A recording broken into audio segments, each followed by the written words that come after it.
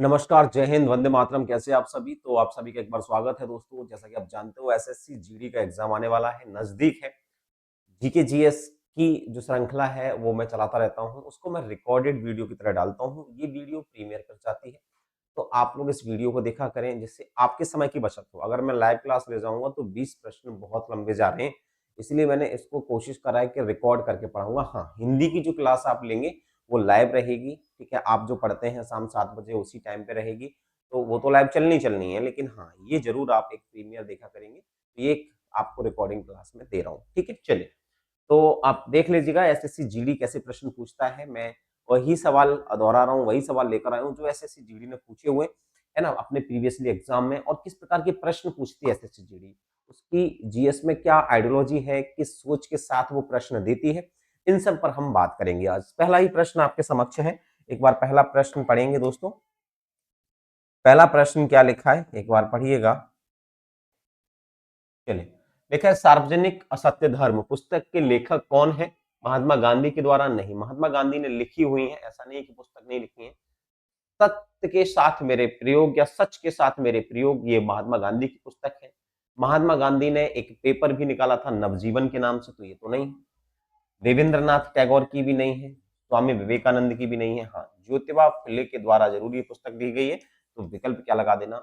Option C लगा देना दोस्तों। क्लियर है? तो यहाँ पर विकल्प क्या आ जाएगा? ज्योतिबा फुले आ जाएगा, ध्यान रखना। अगले प्रश्न की बात करते हैं, जिन्होंने असत्य शोधक समाज की भी स्थापना की है ना। निम्न में से कौन सा एक प्राचीन महासागर था जो हिंद महासागर के विकास से लगभग 250 से 50 मिलियन वर्ष पहले अस्तित्व में था? तो अगर आप कभी भी ज्योग्राफी पढ़ते हैं तो ज्योग्राफी में आपको बताया जाता है कि प्लेट विवर्तन की सिद्धांत से पहले यानी टेक्टोनिक थ्योरी से पहले ये जो पृथ्वी है उस पर एक ही महाद्वीप हुआ करता था। एक ही महाद्वीप हुआ करता था जिसका नाम था पैंक्रियास या पेंक्रिया, है ना, पेंक्रियास। एक ही महाद्वीप था और ये चारों तरफ से घिरा था। एक सागर था जिसका नाम था तैथिस सागर। तैथिस सागर से ये चारों तरफ से घिरा हुआ था, याद रखना। ये सब पानी था पूरा का पूरा, चारों तरफ तैथिस सागर था और बीच में एक ही महाद्वीप था, ठीक है, ध्यान रखना। धीरे धीरे हाँ प्लेट्स जो है वो खिसकती गई, अलग होती गई, और ये इस वाला हिस्सा इधर पहुंच गया, ये वाला हिस्सा नीचे पहुंच गया, ये वाला हिस्सा इधर पहुंच गया, ऊपर वाला ऊपर पहुंच गया, और इस प्रकार से देखते देखते 7 महाद्वीप आज निर्माण में है, ठीक है। तो बेसिकली क्या बोलते हैं? एंजियन सागर बोलते हैं, अरल सागर, आयोजिन नहीं, तैथिस सागर था। तो विकल्प option B is the right answer हो जाएगा, ठीक है। तो इस प्रकार के प्रश्न भी आपसे पूछ सकता है ना। अगर महासागर पूछेगा तो उस समय महासागर तैथिस था, अगर पूछे उस समय कौन सा महाद्वीप था तो क्या था, याद रखना, तो पेंक्रिया या पेंजिया भी कह सकते हैं ना। चलिए, पांचवी पंचवर्षीय योजना जिसका समय काल था 1974 से 1979, एक अनोखी विशेषता क्या थी? तो ध्यान रखना, पांचवी पंचवर्षीय योजना का जो नारा था वो था गरीबी हटाओ। ये बहुत बार प्रश्न आता है कि गरीबी हटाओ जो नारा दिया था इंदिरा ने, हटाओ, ये नारा कौन सी पंचवर्षीय योजना में दिया गया था? तो ये पांचवी में दिया था। तो इनमें से सेवा क्षेत्र पर विशेष ध्यान दिया गया था, इसमें आर्थिक उदारीकरण की शुरुआत हुई, इसमें गरीबी हटाओ का नारा दिया गया, जोर दिया गया। ये बिल्कुल सही आंसर है, विकल्प ऑप्शन सी चुन लेना दोस्तों, ध्यान रखना, विकल्प ऑप्शन सी राइट आंसर हो जाएगा इसका। क्लियर है? अगले प्रश्न पर चलते हैं। अगला प्रश्न देखो, ठीक है।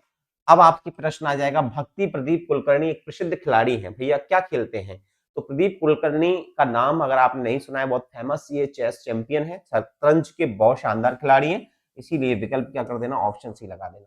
तो आपसे खिलाड़ियों से संबंधित प्रश्न पूछे जाते हैं, जैसे साइना नेहवाल क्या खेलती है, सानिया मिर्जा क्या खेलती है, महेश भूपति क्या कहते हैं, तो ऐसे प्रश्न आ सकते हैं आपसे, है ना। बजरंग पूनिया क्या खेलते हैं, सुशील कुमार क्या खेलते थे, बहुत सारे ऐसे नाम हैं, सुनील छेत्री क्या खेलते थे। तो बेसिकली बहुत सारे नाम है, जैसे सुनील छेत्री फुटबॉल में है, बजरंग पूनिया कुश्ती में बहुत फेमस है, सुशील कुमार कुश्ती में बहुत अच्छे हैं, है ना। साइना नेहवाल बैडमिंटन खेलती हैं, ठीक है। सानिया मिर्जा टेनिस खेलती हैं, महेश भूपति टेनिस खेलते हैं।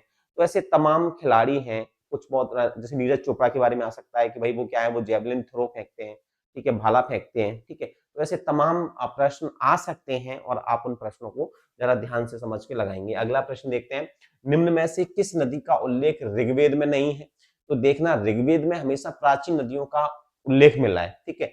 तो यहाँ पर सरस्वती का भी उल्लेख मिला है, यमुना का भी और सिंधु का भी। हाँ, कृष्णा नदी जो कि उत्तर दक्षिण भारत में बहती है, इस नदी का ऋग्वेद में वर्णन नहीं होता, इसलिए विकल्प ऑप्शन बी इसमें लगा दीजिएगा। अगला प्रश्न, ग्राहक को वस्तु एवं सेवाएं खरीदने की क्षमता कहां से प्राप्त होती है?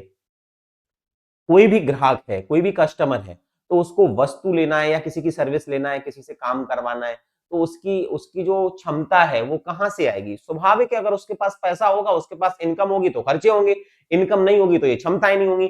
तो बेसिकली इनकम, ना तो एडवर्टाइजमेंट, ना निवेश, ना अभिरुचि, नहीं, क्या इनकम होनी चाहिए। अगर आपको वस्तु एवं सेवा खरीदने की क्षमता अगर आपके अंदर आनी है, तो वो क्षमता किससे आती है? आपके सोर्स ऑफ इनकम क्या है, इस पर ये डिपेंड करता है कि आप क्या वस्तु और किस चीज की सेवा आप ले सकते हैं।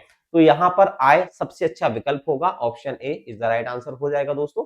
एक और प्रश्न देख लीजिएगा, एक और प्रश्न आपके सामने रखता हूं, 7वां प्रश्न है, निम्न में से कौन, ये सारे एसएससी जीडी ने पूछे हुए हैं, इसीलिए मैं थोड़ा सा इनको फास्ट कराऊंगा, आप लोग सब जवाब देते जाइएगा और देखते जाइएगा। निम्न में से कौन सा राज्य कौन सा राज्य के योजना आयोग के अध्यक्ष के रूप में कार्य करता है? देखो, राज्य का योजना आयोग हो और या फिर राष्ट्रीय योजना आयोग हो, यानी केंद्र सरकार, यानी योजना आयोग अकेला लेके आता है।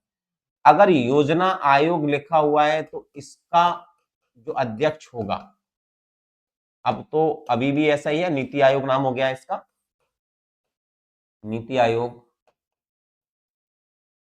तो कौन होगा? पीएम होगा, यानी प्रधानमंत्री होता है। और जब ये बात केंद्र से हटकर राज्य पे आ जाती है, स्पेशल राज्य लग जाता है, राज्य योजना आयोग लिख जाए, योजना अगर आयोग लिख जाता है तो फिर सीएम हो जाएगा। सीएम का मतलब होता है मुख्यमंत्री हो जाएगा। तो याद रखना है दोस्तों, किसी भी राज्य में अगर राज्य योजना आयोग का जो प्लानिंग कमीशन है, स्टेट प्लानिंग कमीशन, उसका जो अध्यक्ष होगा वो कौन होगा? मुख्यमंत्री होता है।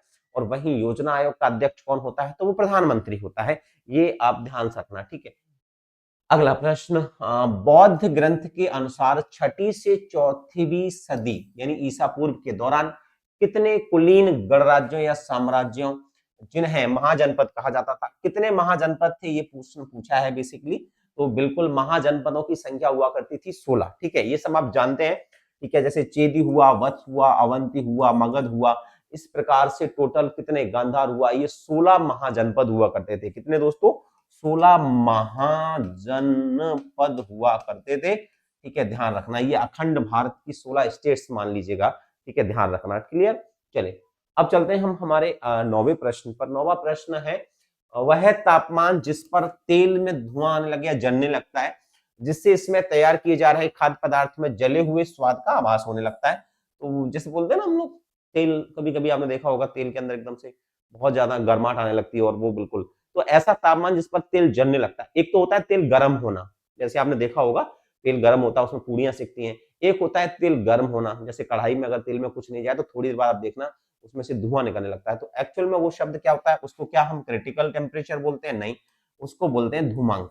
उस समय क्या होता है, हाँ, तेल से धुआं लगने लगता है तो समझ लो कि वो तेल जल रहा है, ठीक है, वो जलता है तेल, ठीक है, आग नहीं पकड़ेगा, केवल धुमांक हो जाएगा। तो विकल्प हो जाएगा स्मोक पॉइंट, विकल्प option B is the right answer.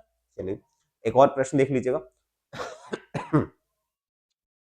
10वां प्रश्न है, निम्नलिखित में से किस उद्योग को सेवा उद्योग माना जाता है, यानी सर्विस सेक्टर में रखा जाता है? तो ध्यान रखना, अगर कृषि है या फिर विनिर्माण है या निर्माण उद्योग है, कपड़ा उद्योग है, इनको हम किस में रखते हैं? हाँ, द्वितीय उद्योग में रखते हैं, ठीक है।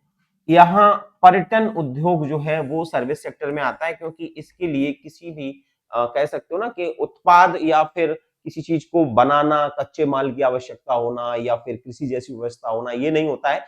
इसीलिए पर्यटन विभाग को या पर्यटन उद्योग को हम किसके अंदर ले लेते हैं? तो वो सेवा उद्योग के अंतर्गत आता है, ध्यान रखना, टूरिज्म सेक्टर। तो यहाँ पर विकल्प option D is the right answer हो जाएगा। 11वां प्रश्न देख लो, डॉक्टर पीसी महालनोबिस को भी कहा जाता है, यानी इन्हें किसका जनक कहा जाता है? हरित क्रांति का जनक नहीं, हरित क्रांति का जनक किसे कहा जाता है? तो ध्यान रखना, ई नॉर्मन वॉरलॉग, वॉरलॉग को कहा जाता है। अच्छा, हरित क्रांति का जनक भारत में किसे कहा जाता है? तो एम एस स्वामीनाथन को कहा जाता है, एम एस स्वामीनाथन को कहा जाता है, ठीक है, याद रखना। आरबीआई का संस्थापक नहीं कहा जाता है, हाँ, भारतीय सांख्यिकी जनक कहा जाता है किसको? पीसी महालनोबिस को कहा जाता है, और इन्होंने दूसरी पंचवर्षीय योजना या मतलब कह सकते हो कि बहुत सारी ऐसी पंचवर्षीय योजनाओं में अपनी कह सकते हो मॉडल दिए हैं, ठीक है। तो भारतीय सांख्यिकी का जनक, फादर ऑफ इंडियन जो स्टैटिस्टिक्स है, उनके जनक किसे कहा जाता है? तो पीसी महालनोबिस को कहा जाता है। विकल्प option C is the right answer. नई आर्थिक नीति का जनक नहीं, ये शब्द नहीं आएगा, विकल्प ऑप्शन सी लगा देना। चलिए अगला प्रश्न है, कर्णम मल्लेश्वरी हम सब जानते हैं कि ये जो है कर्णम मल्लेश्वरी जी, है ना, ये एथलीट्स हैं, और पहली भारतीय महिला जिसने ओलंपिक में पदक जीता था वो कर्णम मल्लेश्वरी है, और इन्हें मेजर ध्यानचंद खेल रत्न पुरस्कार, जो कि भारत का सबसे बड़ा खेल रत्न पुरस्कार है, प्रदान किया गया। कब किया गया? बाद में किया गया होगा, स्वाभाविक है, क्योंकि जीत तो ये पहले ही आई थी। तो 92 में, 93 में नहीं, 94 में किया गया था, 94 से 95। विकल्प option D right answer, Karnam Malleswari. ध्यान रखना, एथलीट है, हाँ, धावक है, रनिंग। अगला प्रश्न है, निम्नलिखित में से किस स्थान पर रेह और बूरी बूट मुख्य रूप से मनाए जाते हैं? दो त्योहार हैं, रेह और बूरी बूट, कहाँ मनाए जाते हैं? असम, अरुणाचल प्रदेश, हिमाचल प्रदेश और गुजरात में। तो मुख्य रूप से कहाँ मनाए जाते हैं? ये अच्छा प्रश्न है दोस्तों। तो ये दोनों ही जो त्योहार हैं वो मनाए जाते हैं हिमाचल में। तो विकल्प ऑप्शन सी चुन लेना। हिमाचल की राजधानी क्या है? तो ध्यान रखना, शिमला है, ठीक है, हाँ, यहीं पड़ता है धर्मशाला। 14वां प्रश्न, निम्नलिखित में से भारत के किस पड़ोसी देश की राजधर्म इस्लामिक है? तो स्वाभाविक है, नेपाल सॉरी, श्रीलंका का बौद्ध है। बेसिक सी, ये भी बौद्ध में ही आता है। नेपाल हिंदू है, और पाकिस्तान जो है वो है इस्लामिक, इस्लाम। तो यहाँ पर विकल्प, इस प्रकार के प्रश्न भी एसएससी जीडी पूछ चुका है। तो बेसिकली किस प्रकार के प्रश्न आ रहे हैं आपको मोटा मोटा अंदाजा हो गया होगा, ठीक है। चलिए अगला प्रश्न, जैसे जनजातीय नृत्य है कुणबी, मुख्य रूप से भारतीय किस राज्य में किया जाता है? तो ध्यान रखना, कुणबी जनजाति पाई जाती है गोवा में। तो बेसिकली ये नृत्य भी कहाँ होगा? तो गोवा में होगा, क्योंकि कुणबी कहाँ पाए जाते हैं? गोवा में पाए जाते हैं। विकल्प हो जाएंगे ऑप्शन सी, गोवा की राजधानी पणजी है, ध्यान रखना, है ना। चलिए, पुर्तगालियों के द्वारा बसाया हुआ शहर है। राज्य के नीति निदेशक सिद्धांत हम सब जानते हैं, directive principles of state policy, DPSP, भारतीय संविधान के किन अनुच्छेदों के अंतर्गत सूचीबद्ध है? तो ध्यान रखना, ये आते हैं भाग 4 में, और इनके लिए आर्टिकल है 36 से 51 तक। तो विकल्प option C is the right answer, ध्यान रखना। इससे पहले जो आएंगे वो आएंगे दोस्तों क्या? हमारे मौलिक अधिकार, ठीक है, याद रखना, जिसमें समानता का अधिकार, स्वतंत्रता का अधिकार, ठीक है, उसमें फिर हमारा स्वतंत्रता के बाद शोषण के विरुद्ध अधिकार, धार्मिक स्वतंत्रता का अधिकार, और फिर संवैधानिक उपचारों का अधिकार, उसमें सारे दिए गए। चलिए अगला प्रश्न है, 2016 में पंडित बिरजू महाराज को सब जानते हो, फेमस हैं क्योंकि वो बहुत बड़े कथक कलाकार हैं। पंडित बिरजू महाराज को किस फिल्म के लिए सर्वश्रेष्ठ कोरियोग्राफी का फिल्म फेयर पुरस्कार दिया गया था? तो बेसिकली अगर देखोगे 2016 में दिया गया, इसका मतलब है देवदास तो बहुत पुरानी है, मोहनजोदड़ो भी काफी पुरानी है, जोधा अकबर और बाजीराव मस्तानी। जोधा अकबर, बिरजू महाराज को किस फिल्म के लिए सर्वश्रेष्ठ कोरियोग्राफर दिया गया था? तो I think Bajirao Mastani is the right answer, ध्यान रखना, विकल्प ऑप्शन सी लगा देना। बिरजू महाराज हम सब जानते हैं कि कथक के बहुत बड़े, है ना, कह सकते हो कि बिरजू महाराज जो है वो कथक के बहुत फेमस डांसर हैं, और उन्होंने बाजीराव मस्तानी में ये कोरियोग्राफी करी, और आपने देखा होगा उसमें जो गाने हैं, उनके जो मतलब कह सकते हो डांसिंग जो स्टाइल है वो एक्चुअल में बिरजू महाराज के द्वारा दी गई है। चलिए अगला है, लाड़ा लड़ी एक लोक नृत्य है जिसमें दूल्हा और दुल्हन को कंधों पर उठा लिया जाता है, और लोग जोड़े के चारों ओर नृत्य करते हैं, यानी दूल्हा दुल्हन को उठा लेता है और बाकी सब उनके आसपास नृत्य करते हैं। एक्चुअल में ये जनजाति प्रथा है। जनजाति आप सब जानते हो कि जो आदिवासी कल्चर होता है, जो जनजातियां होती हैं, उनके अपने खुद के कल्चर होते हैं, उनके अपने खुद के नियम होते हैं, तो उस नियम के आधार पर ही चलता है।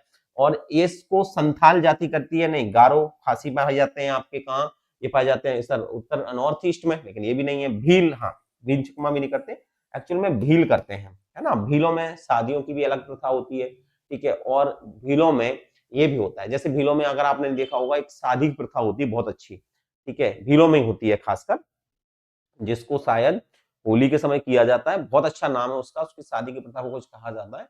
लमसैना विवाह भी होते हैं, है ना? बहुत सारे ऐसे विवाह हैं जो भीलों में होते हैं, ठीक है? तो इसमें जो लाड़ा-लड़ी जो लोक नृत्य है वो भी किसमें होता है? भील जनजाति में होता है, ध्यान रखना, है ना?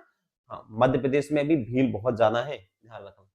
किस संशोधन अधिनियम, अब तो पूरे शायद देश में भी अगर नंबर 1 जनजातियों में अगर कोई जनसंख्या में आता है तो भील आते हैं और गौड़ आते हैं, है ना? 2 ही जनजाति ऐसी हैं जो टॉप मोस्ट आती है। किस संशोधन अधिनियम ने देश में वस्तु एवं सेवा कर, यानी जिसे हम जीएसटी कहते हैं, गुड्स एंड सर्विस टैक्स, लागू करने का मार्ग प्रशस्त किया था? भारतीय संसद में कौन सा अधिनियम लाया गया था दोस्तों, और कौन सा अधिनियम बनाकर एक जीएसटी जो है वो बिल पारित किया गया था? 102वां संशोधन अधिनियम है, 103वां संशोधन अधिनियम है, 100वां संशोधन अधिनियम और 101। तो ये मैंने आपको पढ़ाया है। ऐसे प्रश्न आते रहते हैं तो आपको ध्यान रखना चाहिए। 101वां संविधान संशोधन अधिनियम किया गया था जीएसटी के लिए। ये कब से लागू है जीएसटी पूरे देश में? तो ध्यान रखना, जुलाई 2017 से, जुलाई 2017 से लागू है, ये ध्यान रखेंगे आप सभी लोग, ठीक है? जीएसटी, है ना? और सबसे पहला जो स्टेट जीएसटी जिसने लागू करी थी वो था असम। कौन सा है दोस्तों? असम है, ये ध्यान रखना, ठीक है? चलिए अगले प्रश्न पर चलते हैं दोस्तों। अगला प्रश्न हम लोग कंप्लीट करें, क्योंकि प्रश्न तो बहुत शानदार तरीके से आपने पढ़ लिए। एक प्यारी सी लाइन है कि किसी को डर है कि ईश्वर देख रहा है, और किसी को भरोसा है कि ईश्वर देख रहा है। ये दो अलग अलग बात है, लेकिन एक बात नकारात्मक श्रेणी में चली जाती है और एक सकारात्मक। यही होता है नेगेटिव और पॉजिटिव पॉइंट।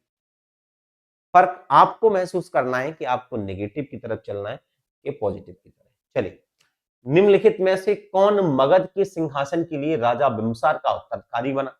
तो बिंबिसार जो है वो हर्यक वंश का राजा था, है ना? बिंबिसार जरासंध के परिवार का था, कुल का था, और बिंबिसार की हत्या करके मगध की गद्दी पर बैठने वाला जो राजा था उसका नाम था अजातशत्रु, है ना? अजातशत्रु।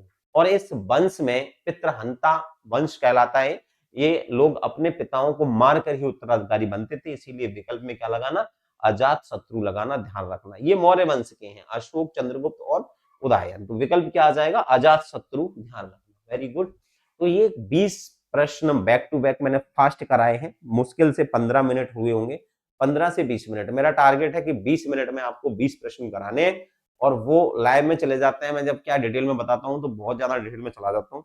मैंने ये खुद एनालिसिस किया, 40-40 मिनट की क्लास हो रही थी, तो मुझे वो करनी नहीं है। एक्चुअल में मुझे 15 मिनट में आपके प्रश्न कराने, 15 से 20 मिनट के बीच में, तो उतना ही मैं आपको टाइम दे रहा हूँ।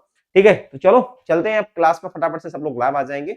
हाँ, और अब हमारी हिंदी की क्लास होगी। तो हिंदी की क्लास लाइव होती है डेली शाम 7 बजे, तो आप उस क्लास में जरूर जुड़ा करें। थैंक यू सो मच, धन्यवाद।